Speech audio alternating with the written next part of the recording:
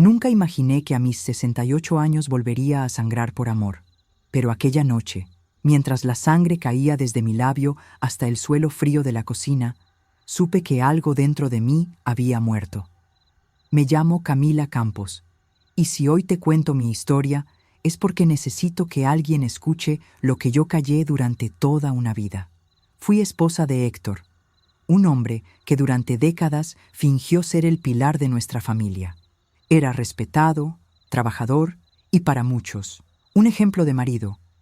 Pero detrás de esas apariencias se escondía una sombra que me siguió desde el primer "te amo" hasta el último golpe. Esa tarde empezó como cualquier otra. Preparé su cena favorita: sopa de lentejas, arroz con plátano frito y un poco de pollo al horno. Le gustaba llegar y encontrar todo listo, la mesa puesta, la casa en silencio. Pero cuando la puerta se abrió, sentí algo distinto. Su mirada no era la de siempre. Era fría, distante. ¿Dónde está ella?, me preguntó sin siquiera mirarme. ¿Quién, Héctor?, respondí confundida. No te hagas la tonta, Camila. Sé que la llamaste. Yo no entendía a quién me refería, pero pronto lo supe. Ella era Mariela, la mujer con la que mi marido me engañaba desde hacía meses. Y esa noche, por un capricho cruel del destino, ambas coincidimos en el mismo restaurante. Yo lo vi con ella. La vi reír con el hombre que juró amarme para siempre. Cuando llegamos a casa, intenté hablar, exigir una explicación, pero él me empujó contra la pared. «No te metas en lo que no entiendes», gruñó con los ojos encendidos. Y cuando lo enfrenté, cuando le dije que ninguna mujer merece ser escondida, su mano voló hacia mi rostro. Sentí el golpe seco, el sonido hueco, el gusto metálico en la boca. Y en ese instante, más que dolor físico, sentí vergüenza. Vergüenza de haber aguantado tanto, de haberme convertido en su sombra. Esa noche dormí en el suelo, con el rostro inflamado y el corazón destrozado. Pero juré algo: esa sería la última vez que alguien me haría sentir pequeña. A la mañana siguiente, el espejo me devolvió una imagen que me dolió más que los moretones. Una mujer mayor, cansada, con los ojos hinchados y la mirada vacía. Me costó reconocerme. ¿En qué momento dejé de ser yo?, me pregunté. Héctor se comportó como si nada hubiera pasado. Tomó su café, leyó el periódico y me pidió las llaves del carro. Ni una disculpa, ni una palabra. Pero cuando se fue, algo dentro de mí se encendió. Entré a su despacho, ese lugar donde nunca me dejaba tocar nada. Y ahí, entre facturas y papeles viejos, encontré una carta con su letra. Era para Mariela. Mi amor, pronto todo será diferente. Ella está vieja, enferma y ya no puede darte lo que tú mereces. Mis manos temblaban. Vieja, enferma. Así me veía el hombre con el que compartí mi vida entera.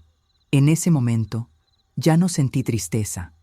Sentí rabia, una rabia que me dio fuerza. Tomé el teléfono y llamé al hijo que tuve con él, Samuel, que hacía años no venía a casa. Hijo, necesito verte. ¿Pasó algo, mamá? Sí, pero prefiero decírtelo en persona. Mientras esperaba, abrí las cortinas.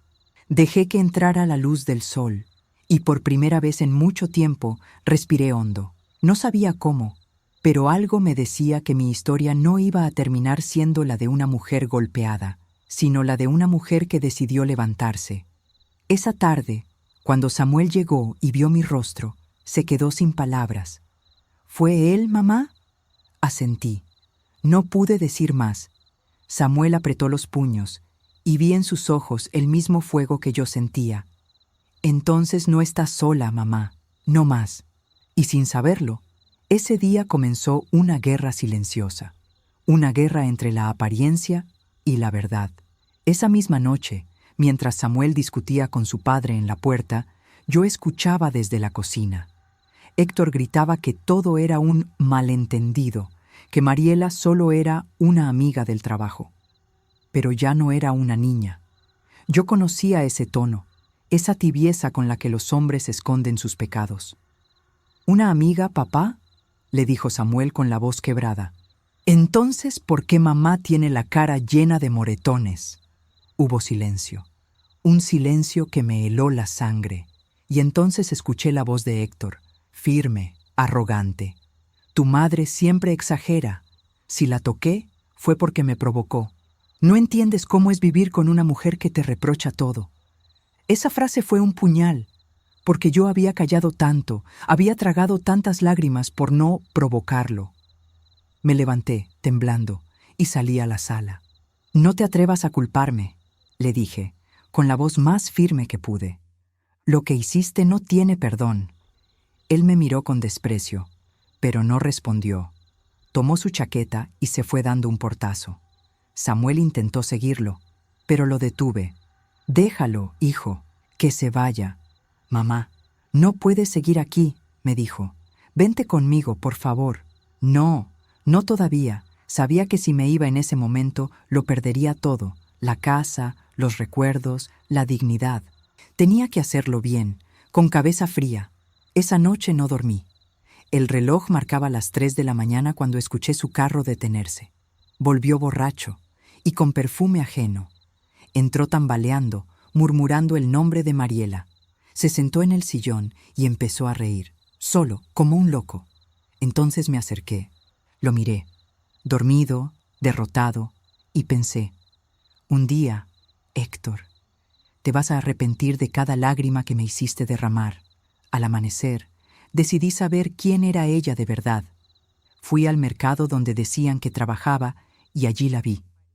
Mariela tenía unos 40 años, el cabello teñido de rojo y una sonrisa falsa que no me engañó. Cuando me acerqué, me miró de arriba abajo. Usted debe ser la esposa, dijo sin miedo. Y tú la razón por la que ya no tengo marido, respondí. La gente alrededor se quedó mirando. Mariela soltó una carcajada. Ay, señora, no se haga la víctima. Si él está conmigo es porque usted ya no le sirve. Sus palabras fueron cuchillos, pero en lugar de llorar, sonreí.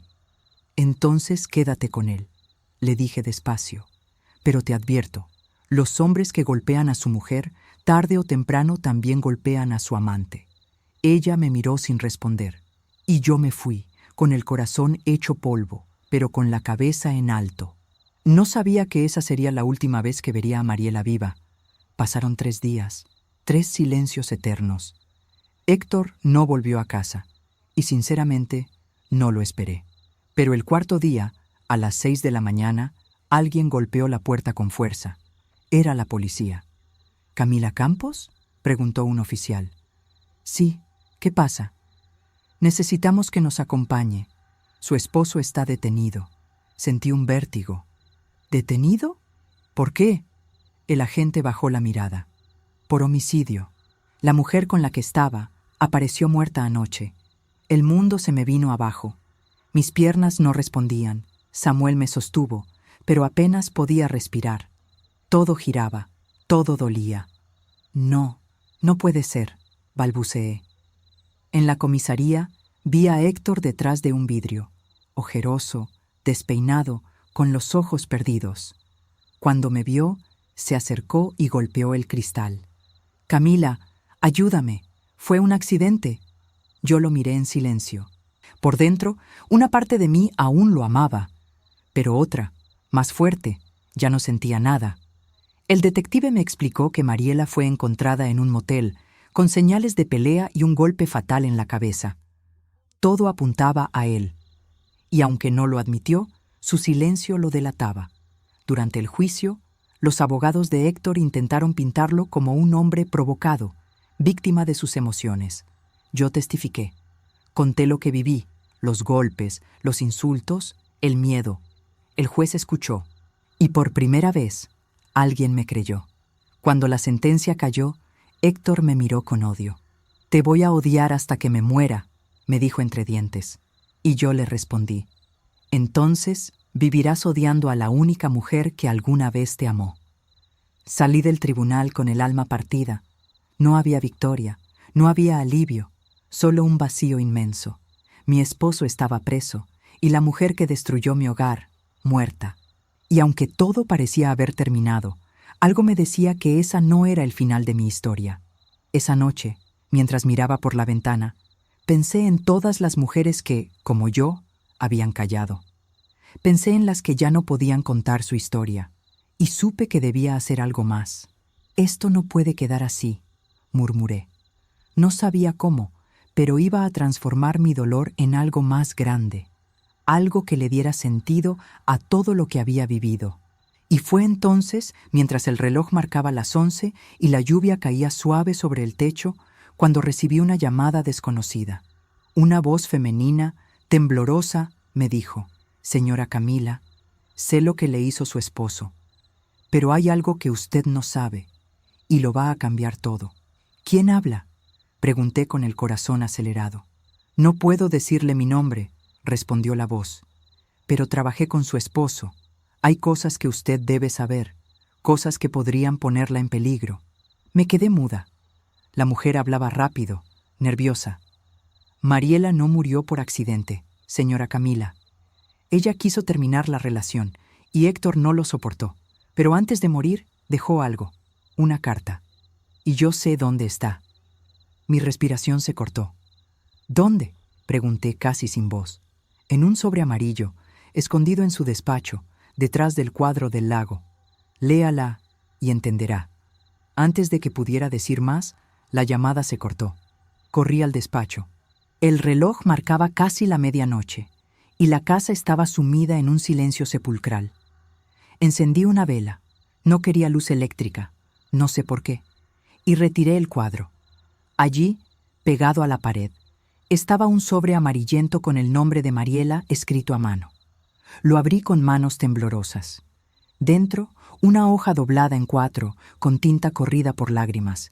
Leí en voz alta: «Si estás leyendo esto, es porque ya no confío en nadie. Héctor cambió. Me dijo que si lo dejaba, me haría pagar caro. Dice que su esposa lo amenaza con revelar algo sobre su pasado, algo que puede destruirlo. Si algo me pasa, busquen en la caja fuerte del despacho».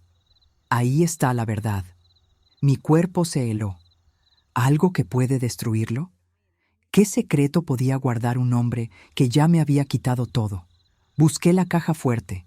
La encontré, oculta detrás de una cortina gruesa. Intenté abrirla, pero no tenía la combinación.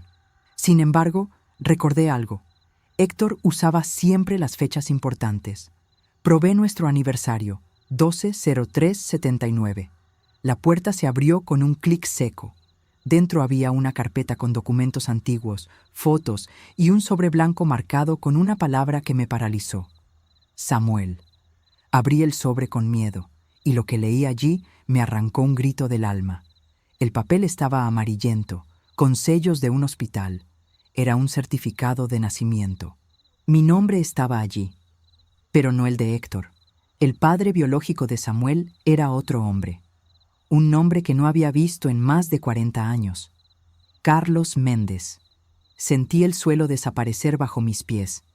Recordé mi juventud, cuando conocí a Carlos. Un amor prohibido antes de casarme con Héctor. Un amor que creí enterrado en el tiempo. Héctor siempre supo que Samuel nació antes de tiempo, pero nunca dudó públicamente de su paternidad. Hasta ahora. Comprendí todo. Él había guardado ese documento para chantajearme. Por eso soporté tanto silencio.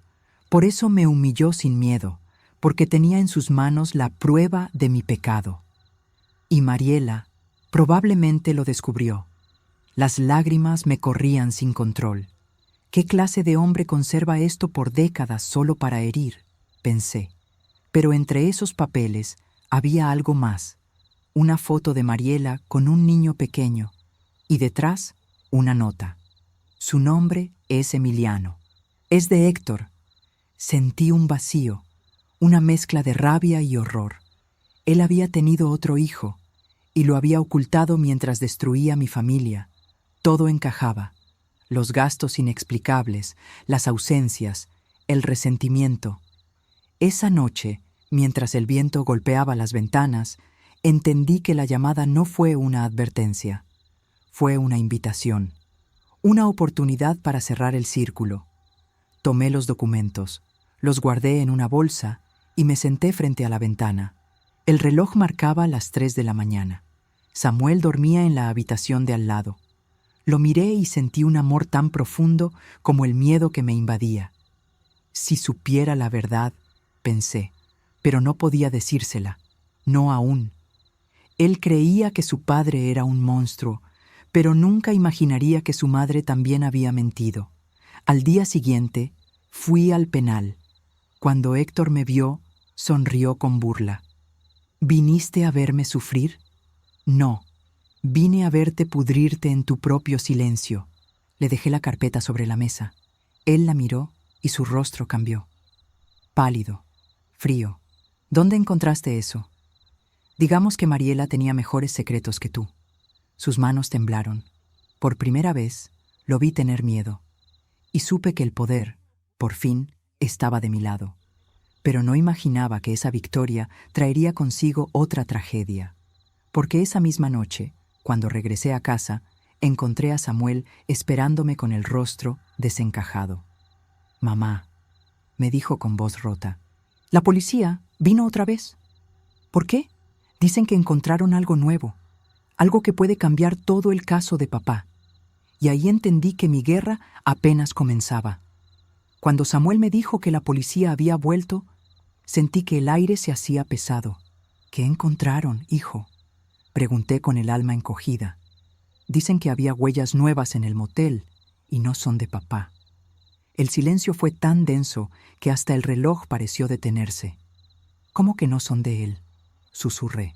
«Mamá, los peritos dicen que pertenecen a una mujer». Mi corazón dio un salto. ¿Una mujer? ¿Quién? Samuel bajó la mirada. Aún no lo saben, pero creen que pudo estar presente cuando Mariela murió. O después.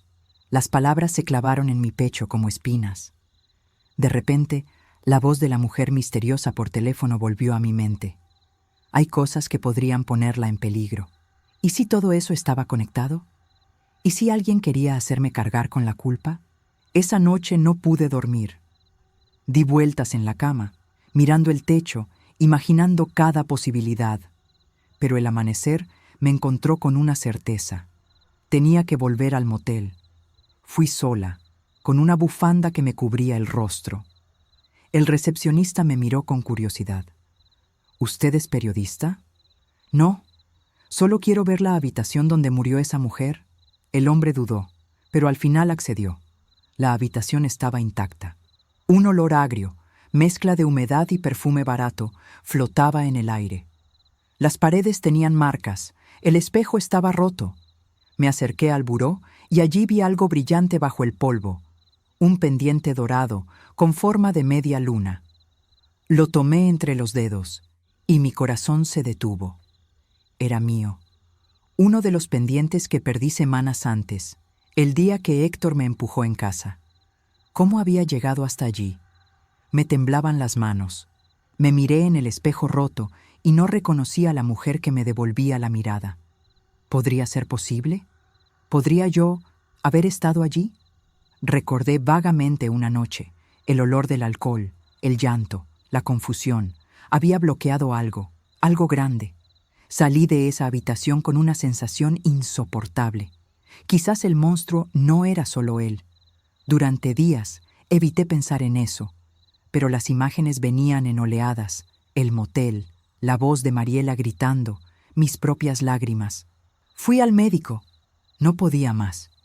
El psiquiatra me escuchó en silencio y luego me dijo, «Camila, puede que haya sufrido un episodio disociativo. El cerebro bloquea traumas muy fuertes. ¿Está diciendo que yo la maté?», le grité entre lágrimas. «No lo sabemos, pero si estuvo allí, su mente podría haber borrado los detalles para protegerla». Salí del consultorio tambaleando. Todo giraba. ¿Cómo vivir con la duda de haberle quitado la vida a la amante de tu marido? Esa noche, mientras revisaba los documentos de la caja fuerte una vez más, encontré una nota que antes no había visto. Era una hoja suelta, con la letra de Héctor. «Si algo me pasa, revisa las cámaras de seguridad del motel. No todo es lo que parece». Mi corazón empezó a latir con fuerza.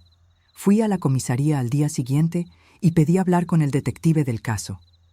Por favor, necesito ver esas grabaciones, le supliqué. El hombre me miró con cansancio. No existen. Alguien las borró la misma noche del crimen. Mi mundo se derrumbó. Alguien había manipulado todo, y cada pista parecía apuntar a mí. Cuando regresé a casa, Samuel me esperaba con una caja entre las manos. Esto llegó por correo, mamá. No tiene remitente. La abrí despacio.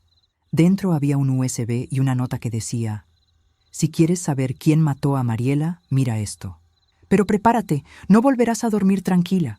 Con el pulso acelerado, encendí la computadora vieja del estudio. Samuel estaba detrás de mí. El video comenzó con la imagen del motel, una cámara del pasillo. Se veía a Héctor entrar, luego a Mariela, y unos minutos después, una figura femenina. Llevaba un abrigo beige, una bufanda azul y caminaba exactamente como yo. «Mamá», susurró Samuel, «esa eres tú». Pero antes de que pudiera responder, la figura en el video volteó hacia la cámara. Y no era yo. Era otra mujer. Su rostro estaba parcialmente cubierto, pero esa mirada, esa manera de moverse, yo la conocía. El video terminó abruptamente, y en la pantalla apareció un nombre grabado en la esquina del archivo: Ana Campos. Mi corazón se detuvo. Mi hermana. Cuando vi ese nombre en la pantalla, sentí que el corazón me daba un vuelco. Ana Campos, mi hermana menor. Una sombra del pasado que juré no volver a mencionar. Samuel me miró confundido. ¿Tienes una hermana?, asentí, con la voz atrapada en la garganta. Tenía, pero desapareció hace más de 30 años. Recordar su nombre era abrir una herida vieja. Ana era todo lo que yo no me permití ser. Libre, rebelde, apasionada. De jóvenes, ambas nos enamoramos del mismo hombre, Carlos Méndez. Sí, el padre biológico de Samuel. Ella lo conoció primero, pero él me eligió a mí. Eso la destruyó. Un año después, se fue del pueblo, jurando que nunca me perdonaría. Me temblaban las manos al pensar que ella podría haber regresado después de tanto tiempo. ¿Pero por qué estaría en el motel con Mariela? ¿Y por qué usaría un abrigo y una bufanda iguales a los míos?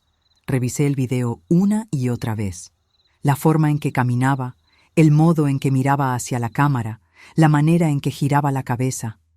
Era idéntico a mí, pero con un detalle. En su muñeca había una cicatriz, la misma que Ana tenía desde niña, cuando cayó de un árbol. Samuel seguía en shock. ¿Por qué mi tía estaría involucrada en esto? No lo sé, dije con la voz temblorosa.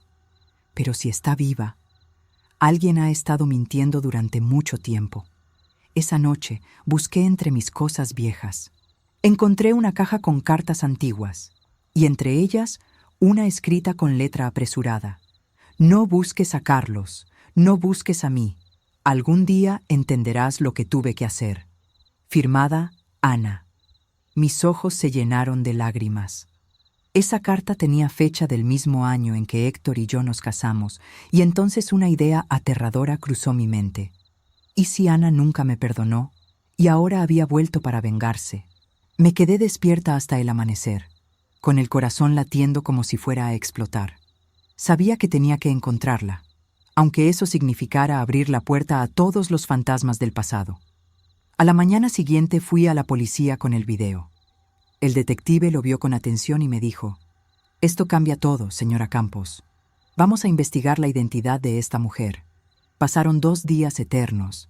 Durante ese tiempo, Samuel se mantuvo cerca de mí, aunque veía en sus ojos el miedo. Temía por mí, y tal vez también por lo que podríamos descubrir. Una tarde, mientras servía café, el teléfono sonó.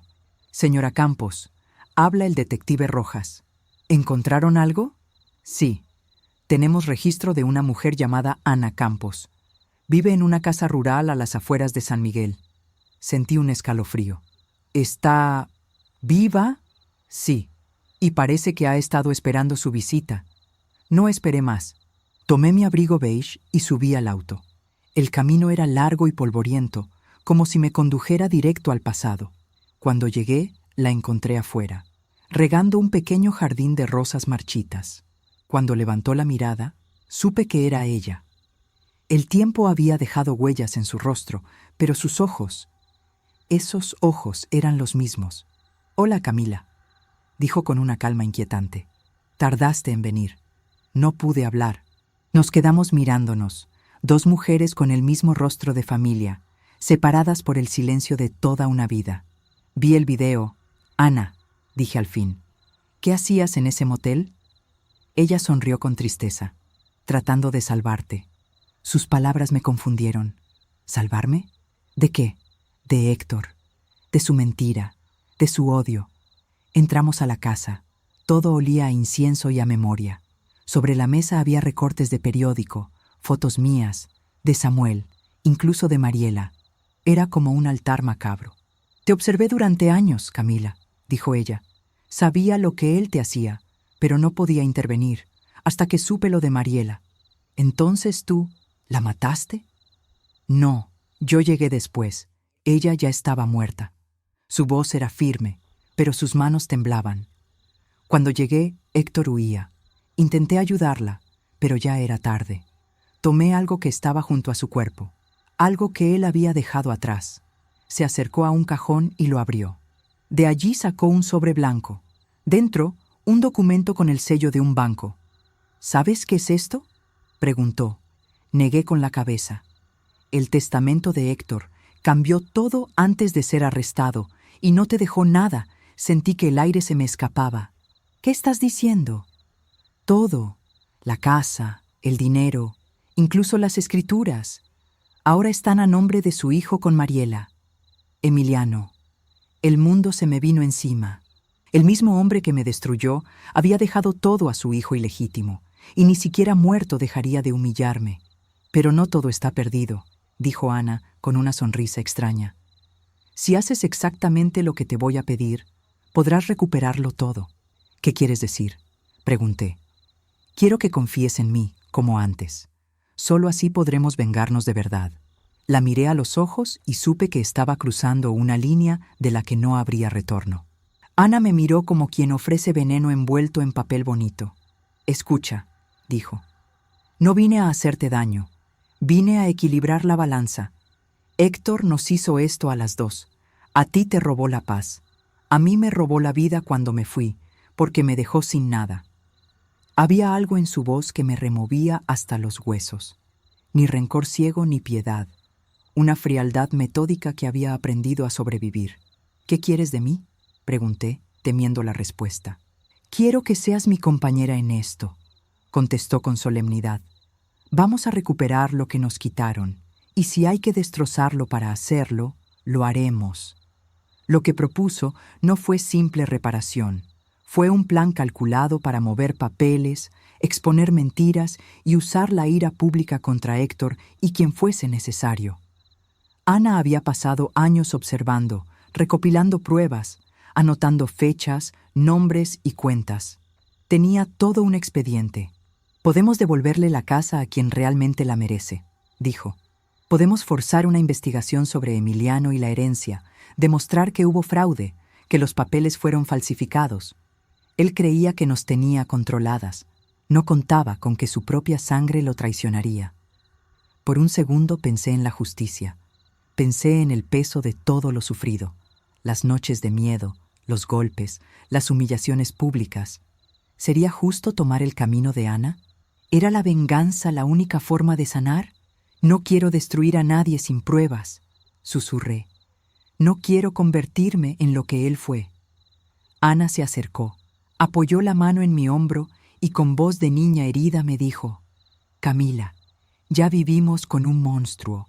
O lo abatimos o seguirás siendo su presa. Tú puedes elegir caminar hacia la luz o seguir alimentando la sombra. Yo ya elegí». Esa noche me costó dormir. Un eco antiguo resonaba en mi cabeza. Cuando era joven, creí que perdonar me haría libre. Ahora, con la sangre reciente en las manos de otros y las mentiras empapando los papeles, el perdón parecía un lujo que no podía permitirme.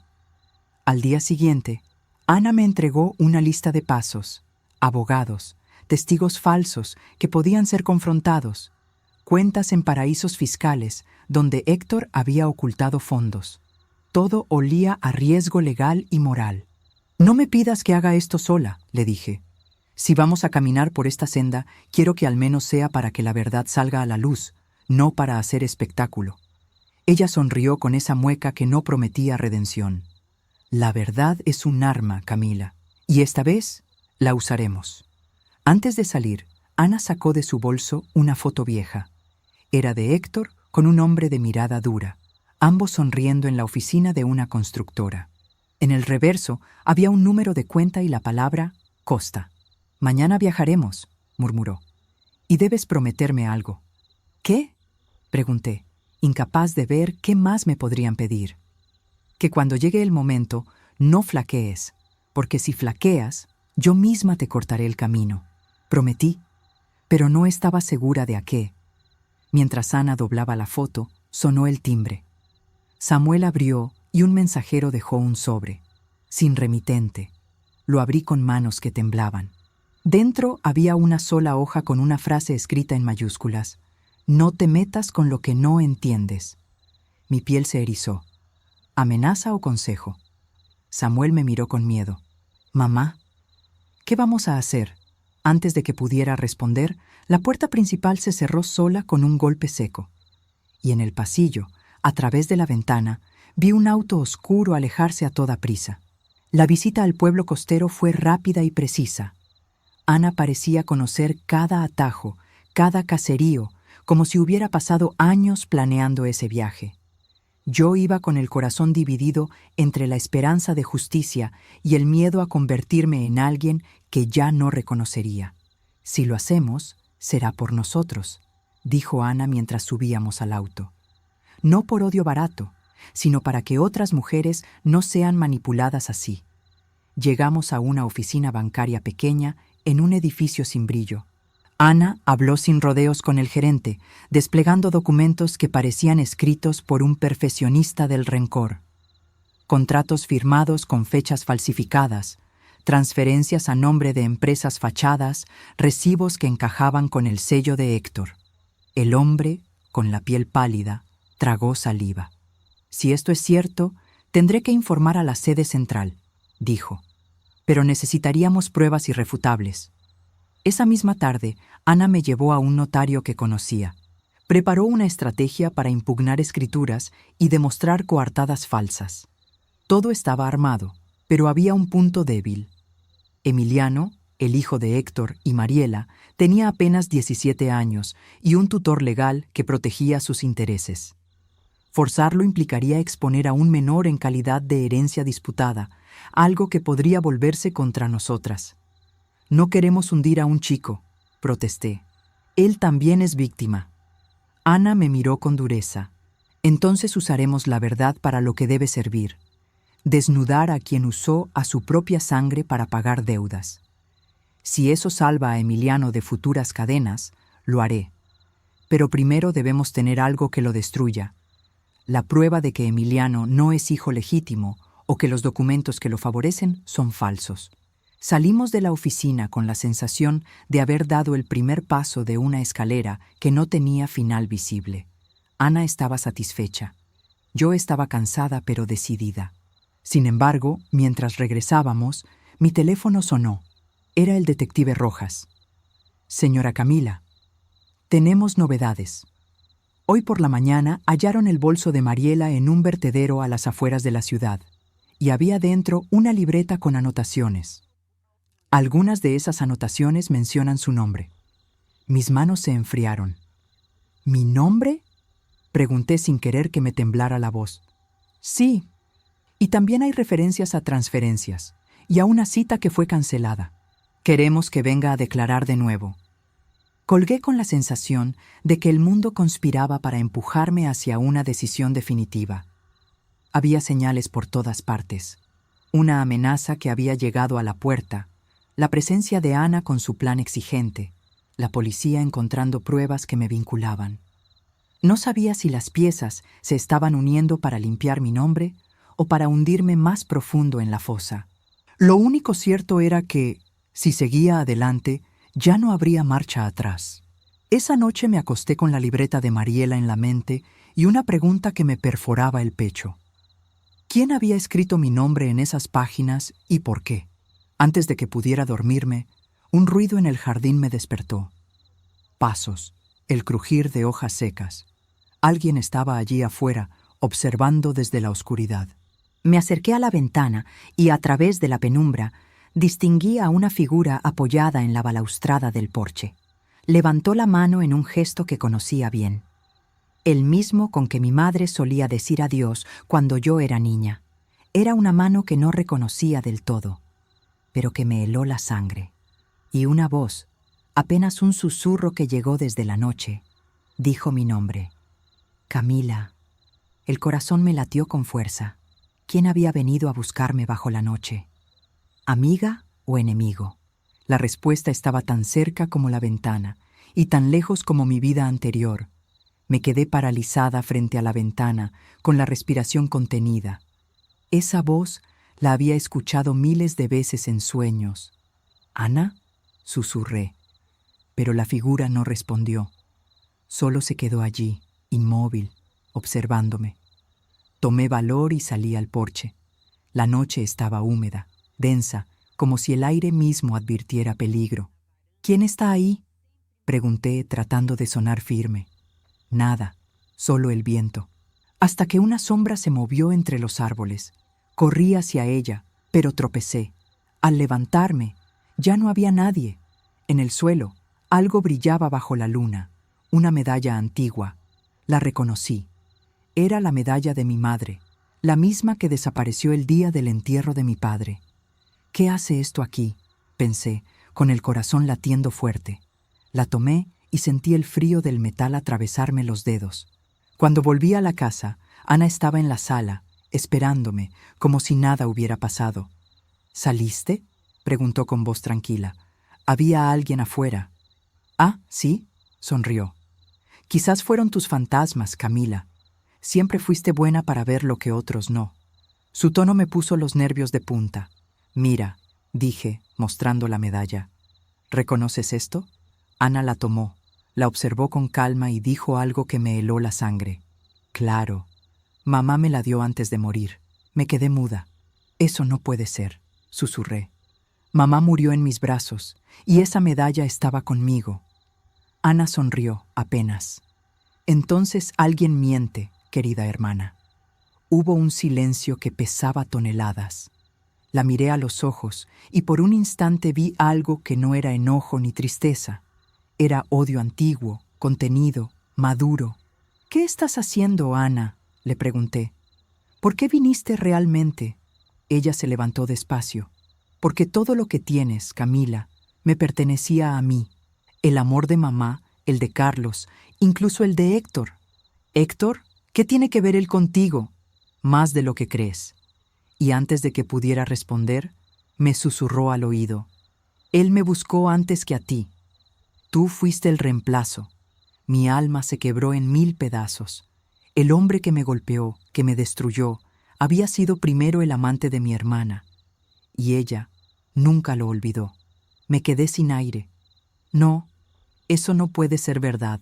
Oh, pero lo es, dijo Ana, con una voz tan tranquila que dolía. Héctor y yo nos conocimos antes de que te casaras. Yo lo amaba, pero él se enamoró de ti. Me dejó como si fuera nada. ¿Sabes lo que eso hizo conmigo? La escuchaba como quien se hunde en arenas movedizas. Por eso te fuiste, murmuré.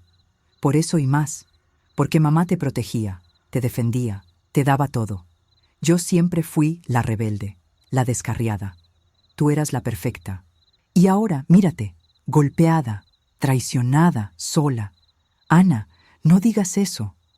No lo digo con odio, Camila, lo digo con justicia. Se levantó y caminó hasta la ventana donde todavía caía una llovizna fina. Cuando supe lo de Mariela, lo vi claro, continuó. Él la trató igual que a mí, igual que a ti.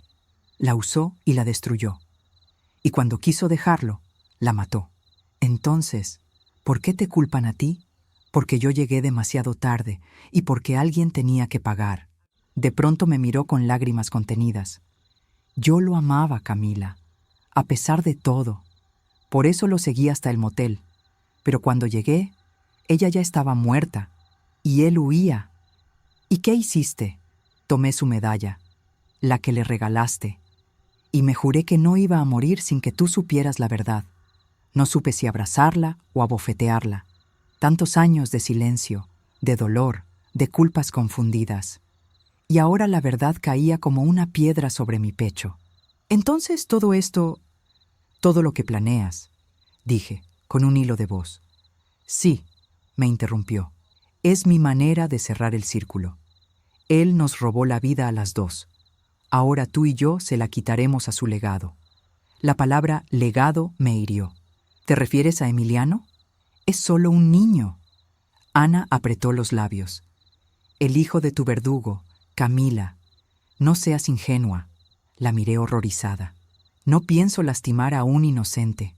Entonces no tienes el valor que pensé, replicó con frialdad. Yo haré lo necesario, contigo o sin ti. Salió de la casa dejando la puerta abierta. La lluvia entró, mojando el suelo, mezclándose con mis lágrimas.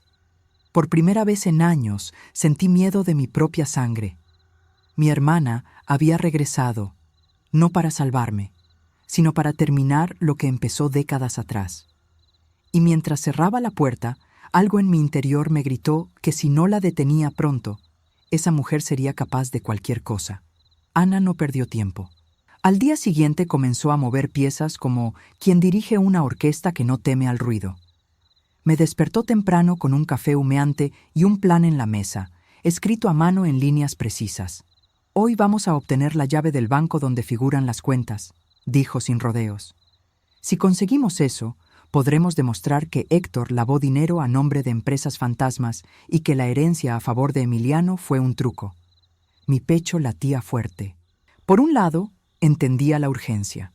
Por otro, sentía que me iba alejando de la mujer honesta que había sido toda la vida.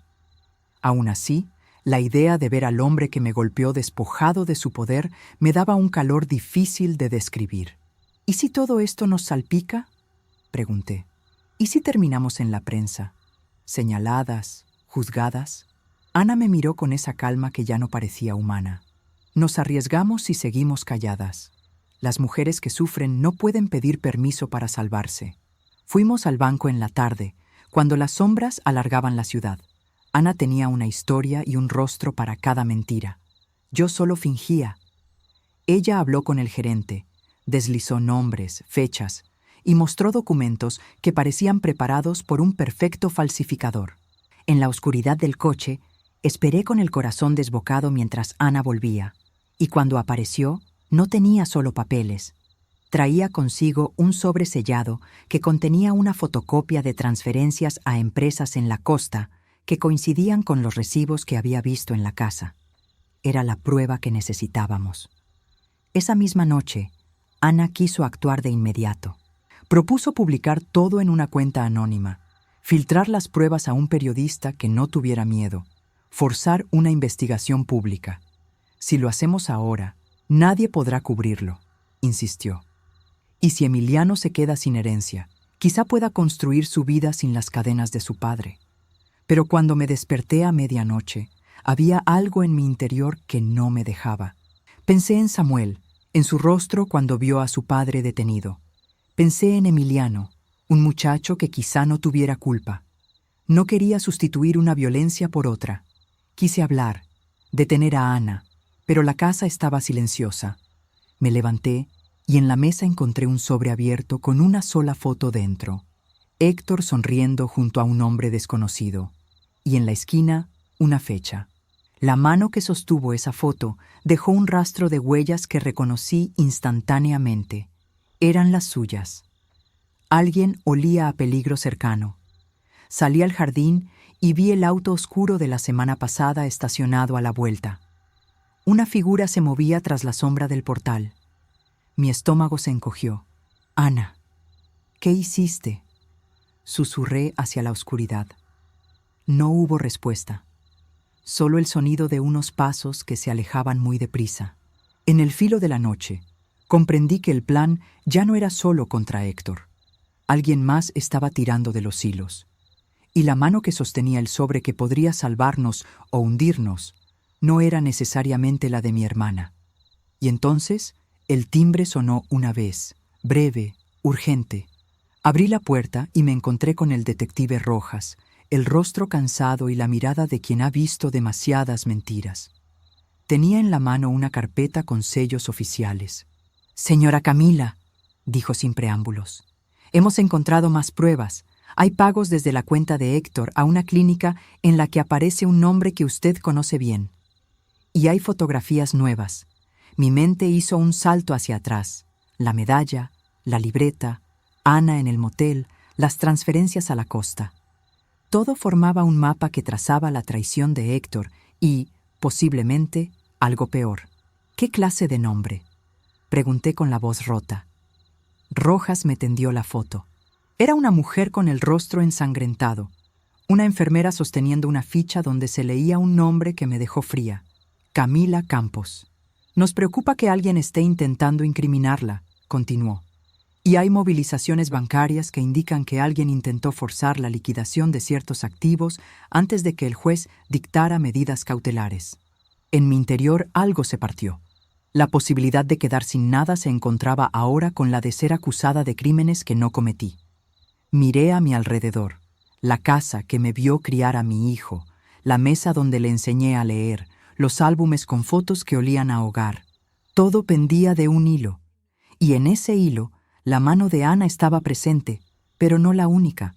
Rojas abrió la carpeta y me mostró un documento digital impreso. Un correo enviado desde una cuenta anónima a la prensa, con las pruebas adjuntas, pero también con amenazas veladas. La IP provenía de la zona donde mi hermana había estado 2 días antes. «No estoy diciendo que ella sea la responsable», murmuró, «pero alguien quiere que parezca así». Mi corazón golpeó mi pecho con violencia.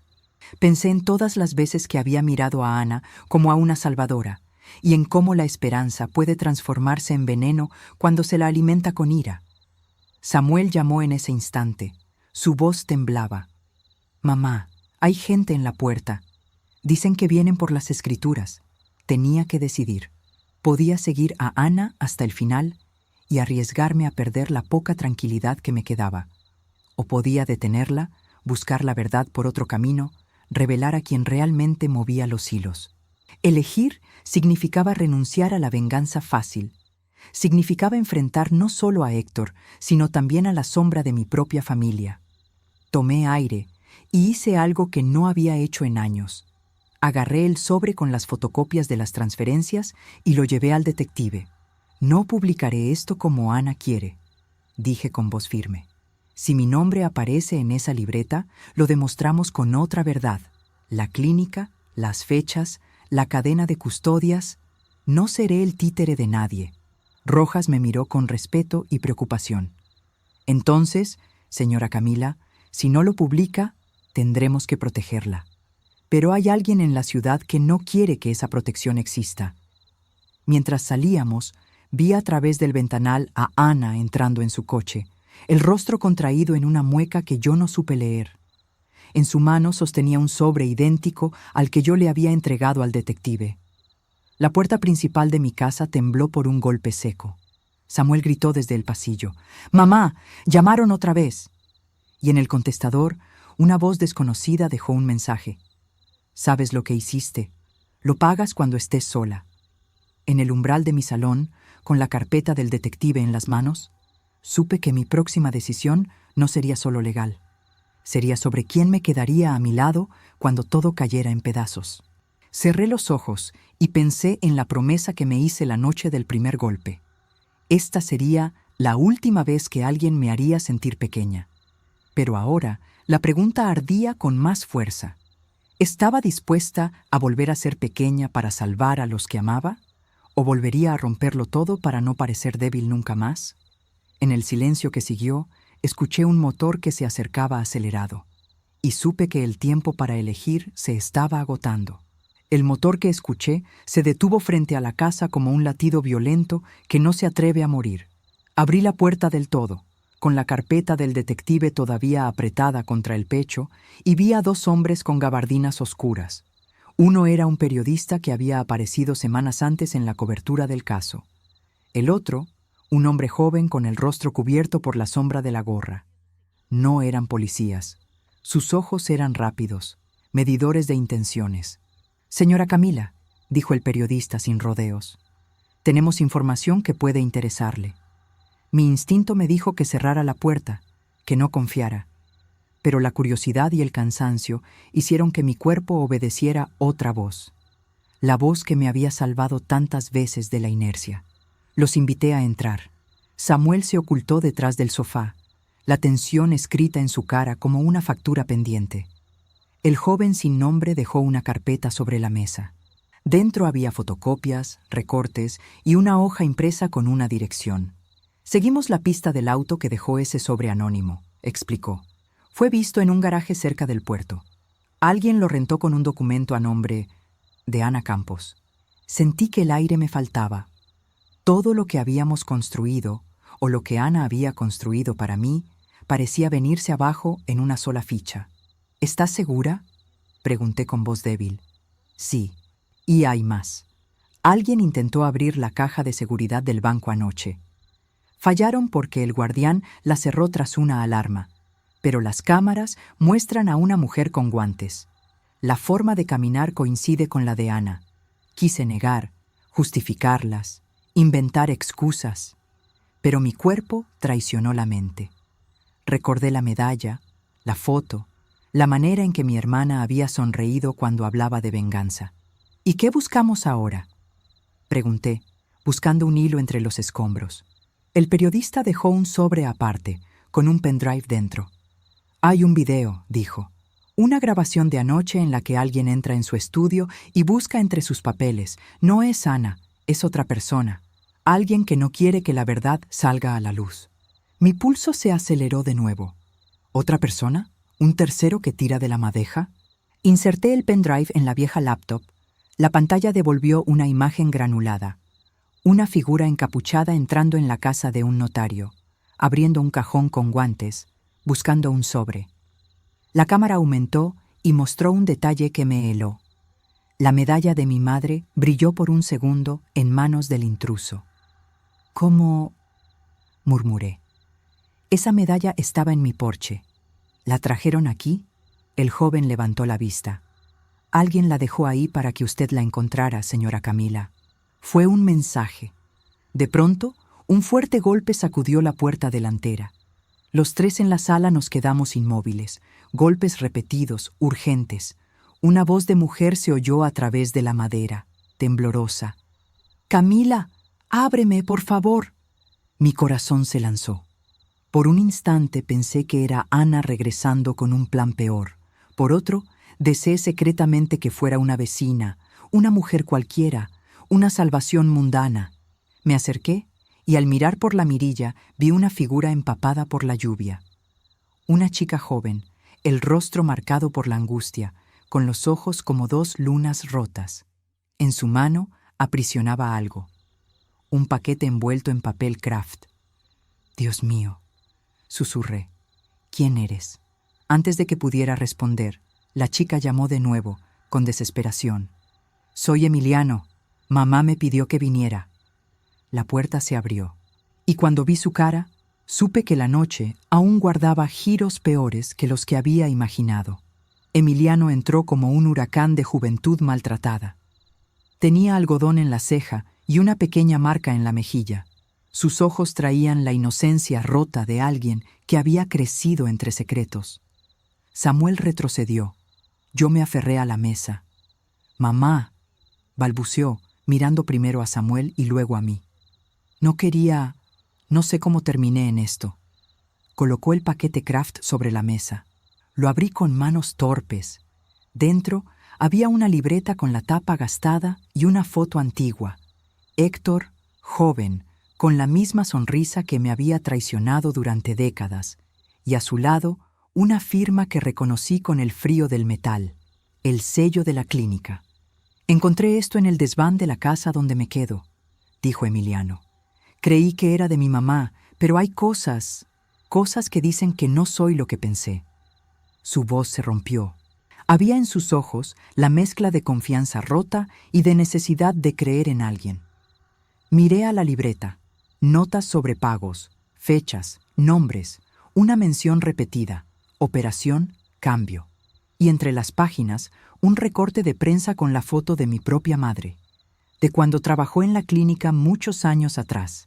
¿Qué significa todo esto?, preguntó Samuel, con la rabia que había heredado de ambos. Emiliano dejó caer la verdad como si fuera un lastre. Mi madre me contó que mi padre me tuvo con otra mujer.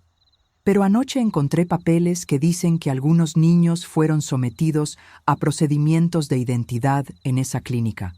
Documentos falsos, cambios de registros, listas. Mi nombre aparece en una lista junto a otros, algunos con apellidos distintos. La sala se cerró en torno a nosotros como una cárcel.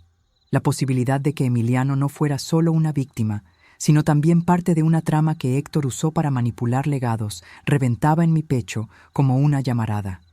Entonces, ¿qué?, murmuré. ¿Él no es hijo de Héctor? Emiliano negó con brusquedad, los puños apretados. Yo no lo sé. Todo lo que sé es que mi madre murió y me dejó con papeles que no entiendo. Y cuando fui a buscar respuestas, alguien intentó comprar mi silencio. Me ofrecieron dinero para que no investigara. La rabia que sentí por Héctor se mezcló con una pena profunda por ese muchacho. No podía soportar la idea de que su vida estuviera tejida por la misma red de mentiras que nos había devorado a nosotras. Tenemos que ir al archivo de la clínica, dije con voz que no reconocía. Si hay documentos, los encontraremos. Si hay falsificaciones, las desenmascararemos. Antes de que pudiéramos movernos, el periodista que estaba en la sala encendió su grabadora y dijo con voz tensa: «Tengo contactos que me dicen que alguien está siguiendo a Emiliano. Creen que él tiene algo que demostrar». Un golpe seco en la ventana nos hizo volver la vista. La silueta de un auto se alejaba con las luces apagadas. «Alguien no quiere que hagamos esto», musitó Samuel. Emiliano se aferró a la libreta como si fuera la única verdad que le quedaba. «No quiero pelear con ustedes», dijo. «Solo quiero saber quién soy». En ese instante sentí que toda la casa contenía más secretos aún por explotar. La libreta era una llave, pero también una carga. Y mientras nos mirábamos, con la lluvia golpeando los vidrios y la noche pesada en el techo, supe que la próxima parada sería la clínica vieja, el lugar donde ocultaron identidades y donde tal vez se encontraba la verdad que pondría a todos al borde del abismo. Condujimos hacia las afueras de la ciudad, siguiendo las coordenadas que Emiliano había encontrado en la libreta. El camino era gris, cubierto por neblina, y el silencio dentro del auto era tan espeso que podía cortarse. Yo iba al volante, con Samuel a mi lado, y Emiliano atrás, sosteniendo la libreta contra el pecho como si fuera un escudo. «¿Estás seguro de que esto es buena idea, mamá?», me preguntó Samuel. «No, hijo», respondí con sinceridad. «Pero ya no hay vuelta atrás. La clínica estaba abandonada, cubierta de maleza, con los ventanales rotos y las paredes carcomidas por el tiempo.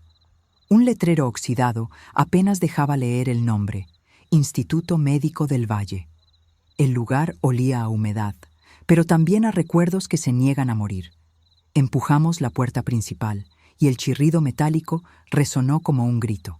Adentro, todo estaba cubierto por polvo y silencio. Encontramos viejos archivadores, expedientes tirados, fichas médicas. Emiliano fue el primero en reconocer algo. «Miren esto», dijo, mostrando una carpeta amarilla. «Es la lista que mencioné». Entre las hojas había nombres tachados y otros con iniciales. En una de las columnas, junto a la palabra Proyecto Identidad, aparecía un número: C7912. Me temblaron las piernas. Esa era mi fecha de boda. Buscamos una linterna entre los cajones y seguimos avanzando por el pasillo. En una habitación pequeña, encontramos una caja fuerte empotrada en la pared. Samuel intentó abrirla a la fuerza, pero no cedía. Emiliano, en cambio, recordó algo. En la libreta hay una serie de números. Tal vez los probó. El clic seco del cerrojo nos heló la sangre. Dentro había carpetas viejas y un sobre blanco. En la portada, un sello, Confidencial Caso Campos. Mi nombre. Abrí el sobre y sentí que el suelo se hundía bajo mis pies. Dentro había fotografías mías, de cuando tenía poco más de 20 años, y otras de un bebé recién nacido. Pero ese bebé no era Samuel. «¿Qué es esto, mamá?», preguntó él, con voz tensa. Yo no tenía respuestas. Solo podía leer los documentos. Decían que el bebé de Camila Campos había nacido con complicaciones y que fue intercambiado por razones médicas. Un nombre aparecía al final del informe: Emiliano Rivera. El mundo se detuvo. Me giré lentamente hacia el joven que me miraba con lágrimas en los ojos. «No, no puede ser», balbuceé. Pero en el fondo, algo en mi alma lo reconoció. Emiliano dio un paso atrás, con la respiración entrecortada. «Entonces, usted es...». No pude terminar la frase. El eco de esa clínica maldita me devolvió una verdad insoportable. Emiliano era mi hijo biológico. Caí de rodillas. No sentí el golpe contra el suelo, solo el peso del pasado cayendo encima de mí como una montaña. Samuel se acercó, confundido, temblando. «¿Qué estás diciendo, mamá? ¿Que él?». No pude responder.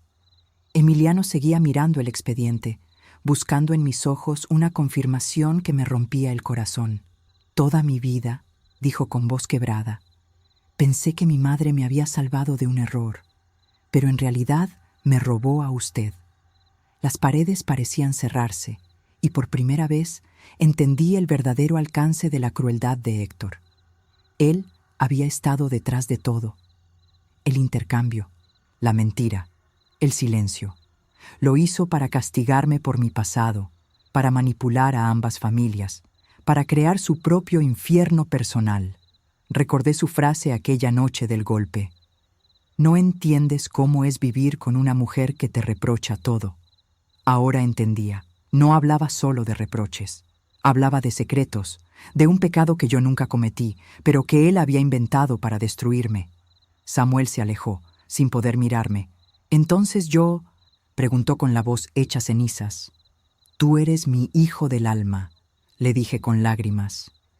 «Puede que la sangre no te haya traído a mí, pero la vida sí». Me miró en silencio, y supe que el daño era irreparable. Emiliano, en cambio, se arrodilló frente a mí. «No sé qué pensar», dijo entre sollozos. «No sé si odiarlo o agradecerle, porque gracias a esa mentira, al menos ahora sé quién soy». El silencio se llenó de lluvia golpeando las ventanas rotas. De pronto, escuchamos un ruido detrás del pasillo. Samuel se giró primero. Una sombra se movía en la penumbra, lenta, casi sigilosa, y una voz que no oía desde hacía días susurró desde la oscuridad. «Así que ya lo descubriste, hermana». Era Ana. Su silueta emergió de la oscuridad con una linterna en la mano y una expresión indescriptible, mezcla de tristeza, furia y triunfo. «Sabía que tarde o temprano llegarías hasta aquí», dijo, «pero no esperaba que lo hicieras con ellos». «¿Qué hiciste, Ana?», pregunté, conteniendo el temblor en la voz. «Lo que tú no tuviste el valor de hacer, encontrar la verdad». Y levantó un sobre que llevaba bajo el brazo. «Aquí están las pruebas de todo. Pero no te equivoques, Camila. La verdad no nos salvará, nos va a destruir». La linterna titiló, la lluvia aumentó, y el pasado, una vez más, estaba a punto de reclamar su precio. El sonido de la lluvia era lo único que nos mantenía en el presente.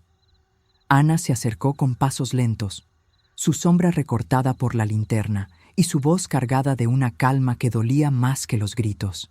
«¿Quieres saber por qué lo hice?», dijo sin esperar respuesta. «Porque tú siempre lo tuviste todo, Camila. Todo lo que me negaron, te lo dieron a ti, hasta la maternidad». Mis labios se movieron, pero no salió sonido. Emiliano miraba a las dos, sin entender aún que su vida pendía de lo que esa mujer estaba a punto de confesar. «La noche que diste a luz», continuó Ana, «yo estaba en la clínica. Mamá me había mandado a ayudarte. ¿Recuerdas? Yo te vi sufrir, te vi suplicar por ese niño que no respiraba». «Sí», murmuré.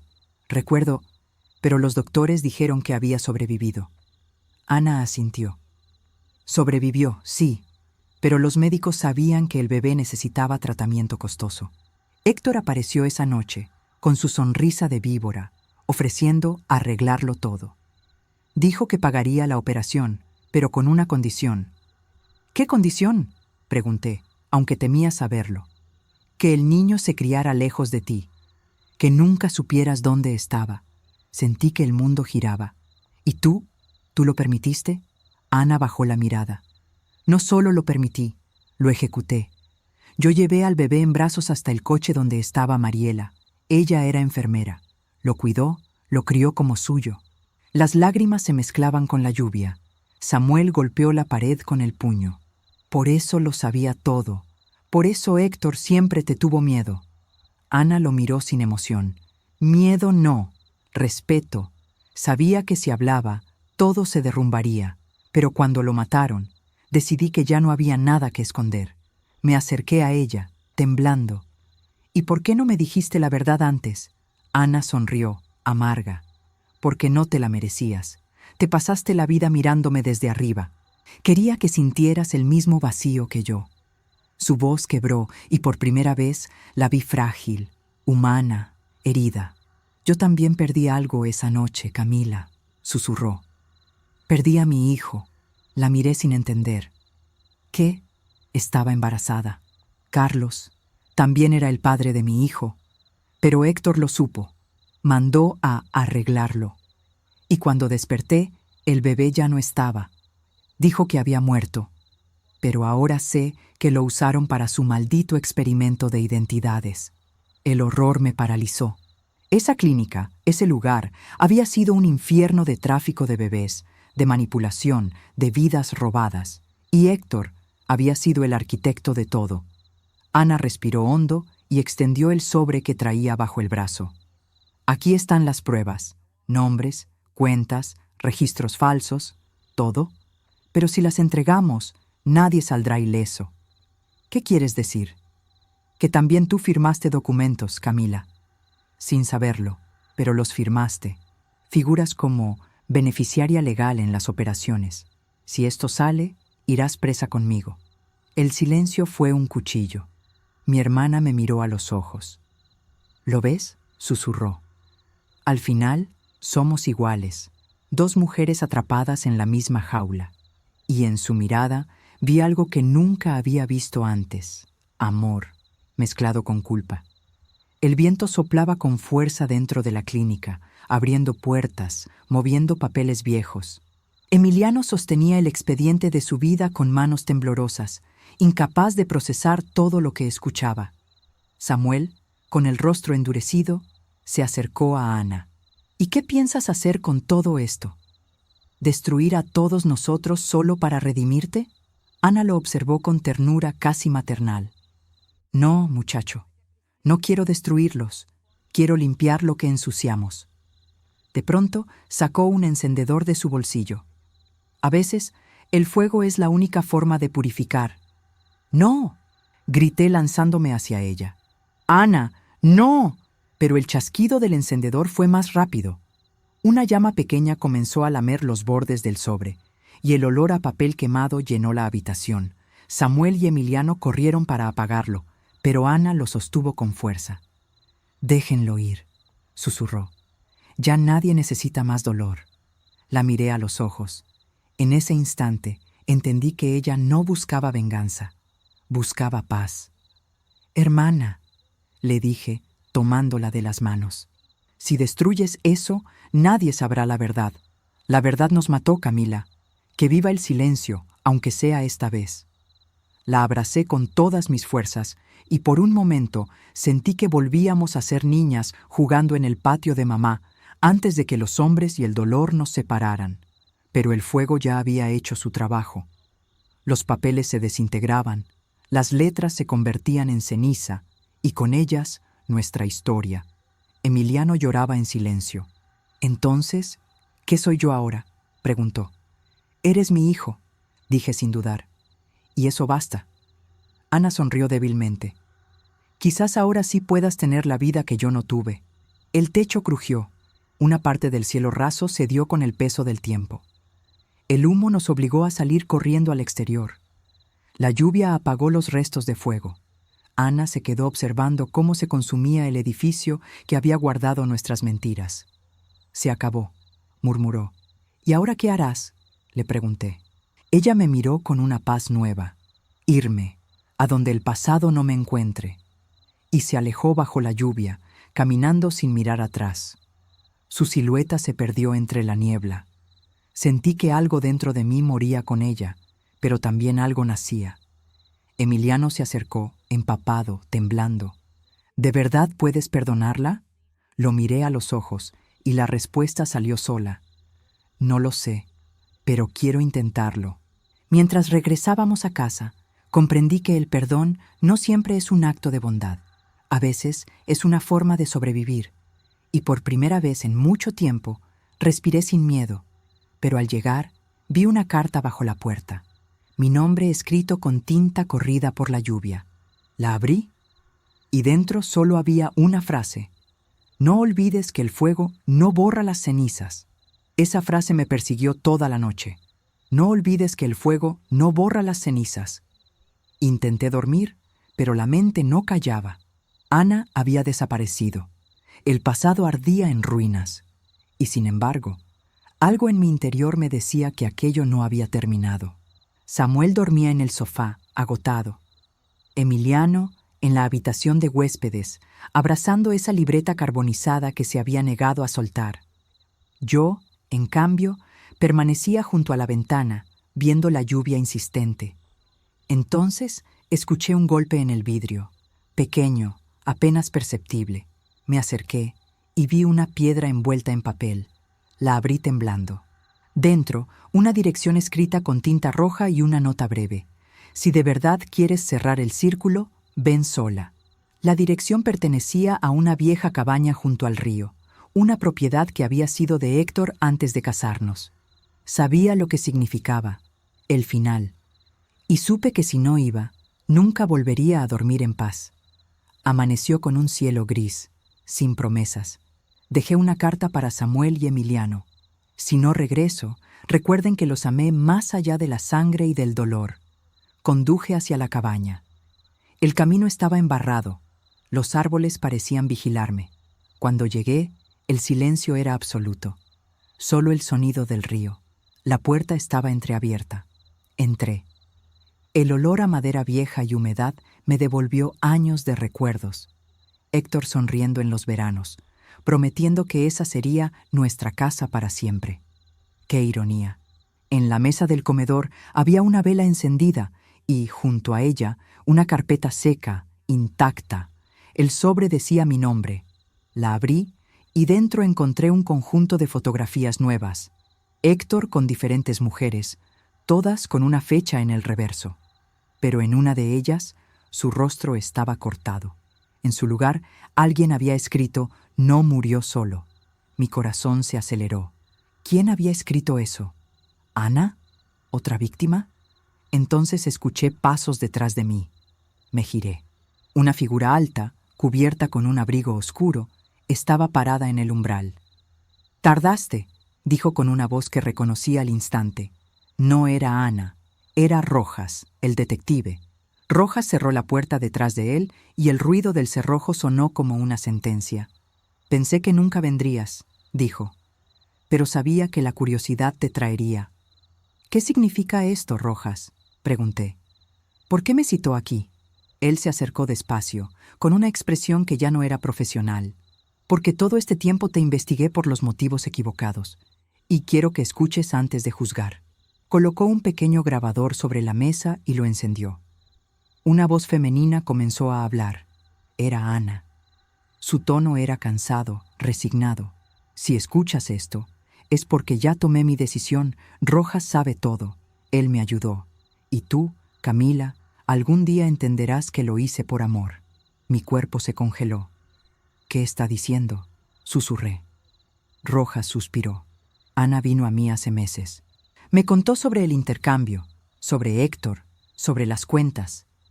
Pero también me confesó algo más, algo que omitió contigo».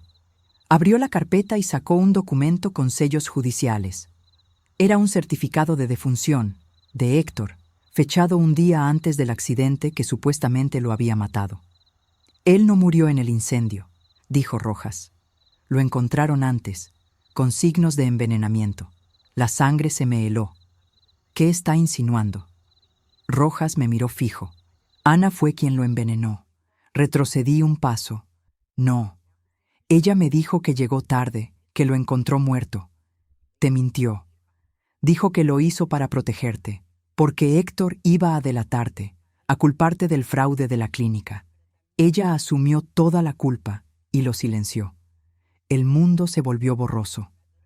Rojas bajó la voz. Y hay algo más. Yo la ayudé a desaparecer. La noche que incendió la clínica, ella me entregó estas pruebas y me pidió que te diera la carta cuando estuvieras lista. Sacó un sobre pequeño con mi nombre escrito por su letra inconfundible. Lo abrí, con lágrimas cayendo antes de leer. Te amé toda mi vida, aunque nunca supe cómo. Te odié porque te parecías demasiado a mamá. Perdóname por todo. No quiero que me busques. Pero recuerda, Camila, la justicia sin amor es solo otra forma de venganza. Si un día logras perdonarme, sabrás que ya no necesito regresar. El papel se manchó con mis lágrimas. Rojas me observaba en silencio. Ella se fue al sur, dijo finalmente. Cambió de nombre. Vive lejos, cuidando niños huérfanos. Quizá esa sea su manera de pagar. No supe qué decir. Solo miré por la ventana, hacia el río que corría implacable, llevándose las cenizas del pasado. ¿Y ahora qué hará usted?, preguntó Rojas. Nada, respondí con voz firme. Ya no quiero justicia, solo paz. Salí de la cabaña sin mirar atrás. La lluvia había cesado. El río brillaba bajo un sol tímido. Cerré los ojos y respiré por primera vez en años sin culpa, sin miedo. Y mientras el viento se llevaba las últimas hojas del otoño, supe que el fuego puede destruir, pero también purificar. Pasaron 3 semanas desde aquella noche junto al río. 3 semanas de interrogatorios, abogados y titulares sensacionalistas que hablaban de el caso de las hermanas Campos. Nadie podía entenderlo del todo. Una red de adopciones falsas, un marido muerto, un hijo cambiado al nacer. Y yo, la mujer en el centro del huracán. Rojas mantuvo su palabra. Declaró que Ana había actuado sola, que yo no tenía conocimiento de los fraudes. Las pruebas lo confirmaban. Mis firmas habían sido falsificadas. Sin embargo, la prensa no perdona, y los rumores corren más rápido que la verdad. Me convertí en una sombra dentro de mi propia casa. Samuel se esforzaba por aparentar normalidad, pero en sus ojos aún había algo roto.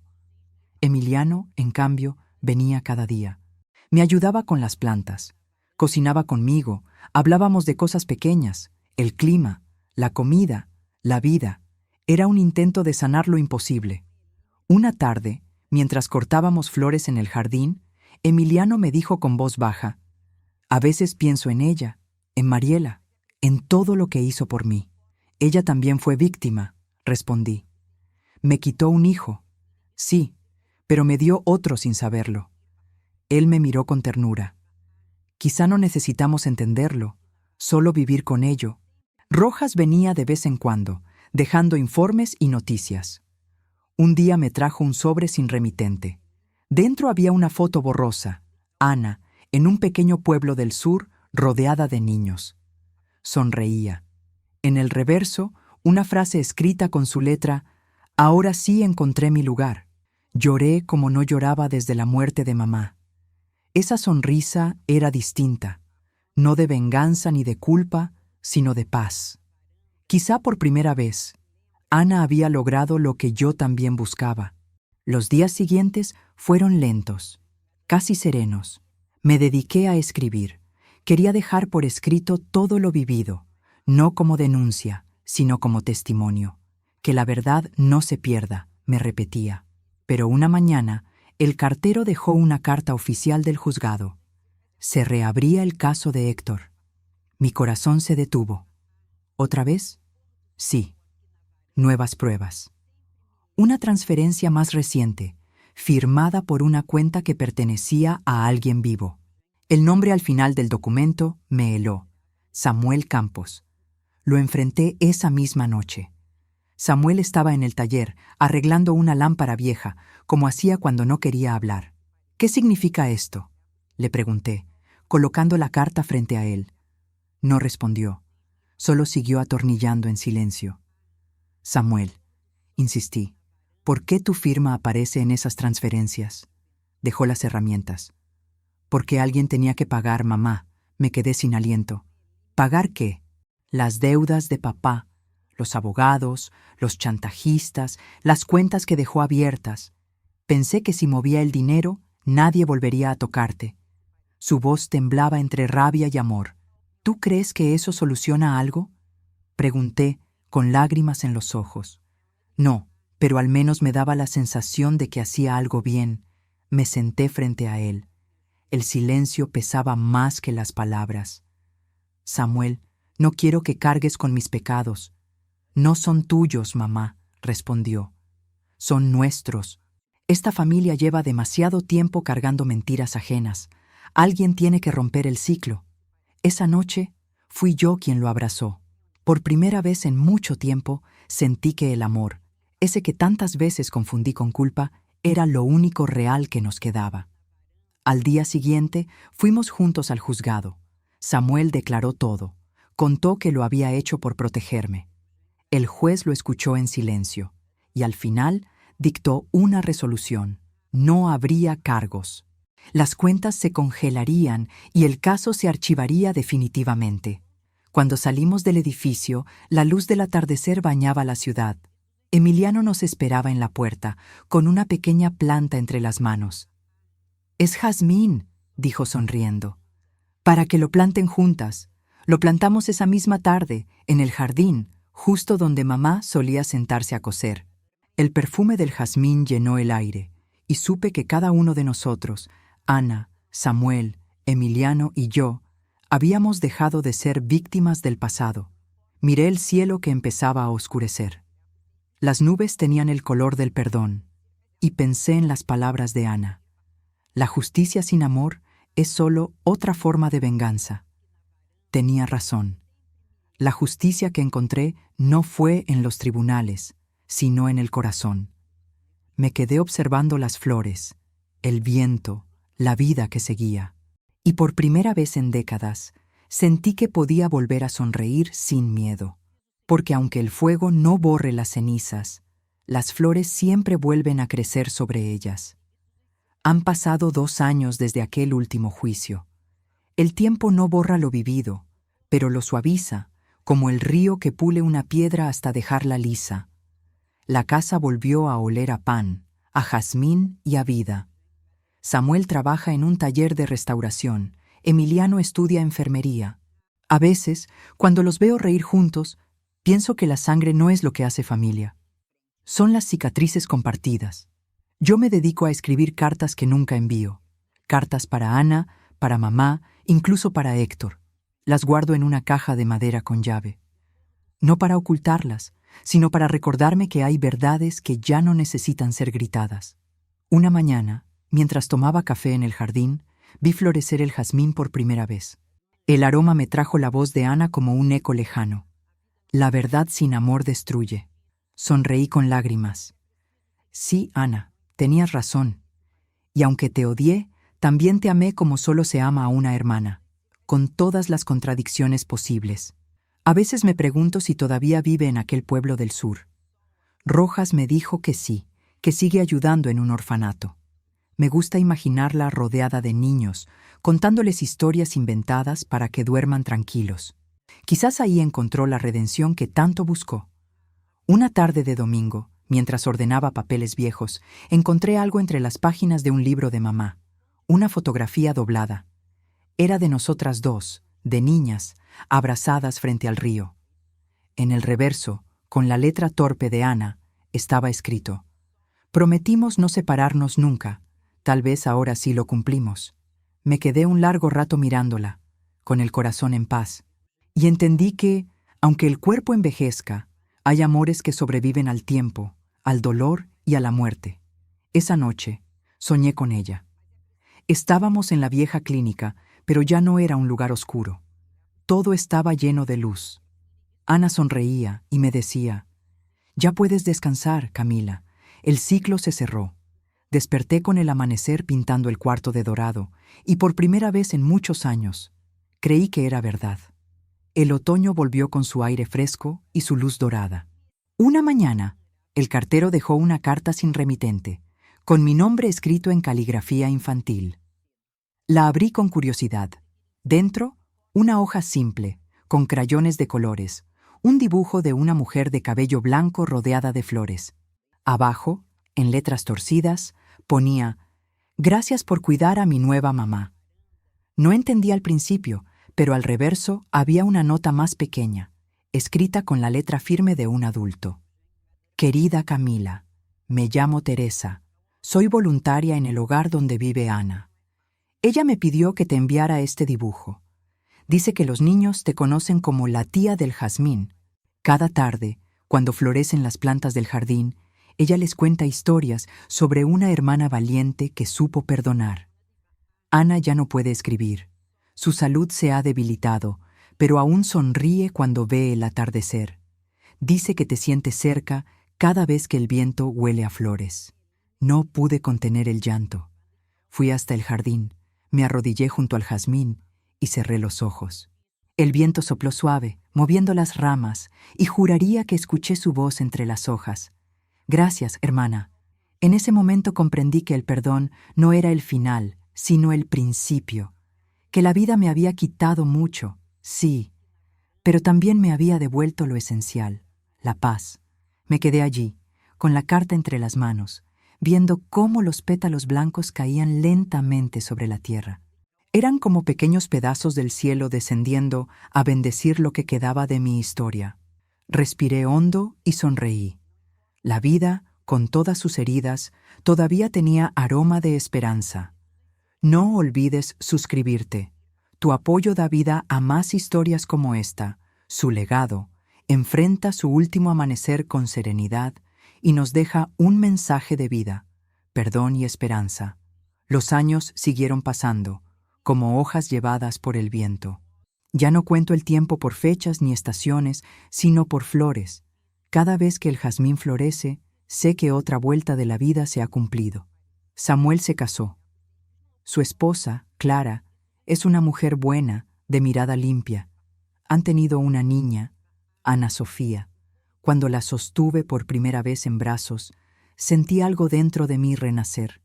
Era como si mi hermana volviera, no en carne, sino en ternura. Emiliano terminó la carrera de enfermería y se mudó cerca del hospital donde trabaja. Nos visita los domingos. Siempre trae pan dulce y risas. A veces se queda hasta tarde y me acompaña a regar las plantas. «Usted debería escribir un libro», me dice cada vez. Y yo sonrío, porque no sabe que ya lo hice. Sí, lo escribí. En las noches silenciosas, bajo la lámpara vieja que fue de mamá, llené cuadernos con mi historia. No como confesión ni como venganza, sino como advertencia. Porque nadie nos enseña a reconocer la violencia cuando viene disfrazada de amor. Y porque toda mujer que sobrevive a la injusticia merece contarlo con su propia voz. Samuel me ayudó a encuadernar los textos. Emiliano diseñó la portada, una flor blanca brotando entre cenizas. El título lo elegí yo, Lo que el fuego no pudo destruir. El día que lo publiqué, no esperaba nada, pero la gente lo leyó. Me escribieron mujeres de todas partes. Algunas decían: «Yo también viví eso». Otras, simplemente: «Gracias por hablar». Y entendí algo que me costó toda una vida aprender.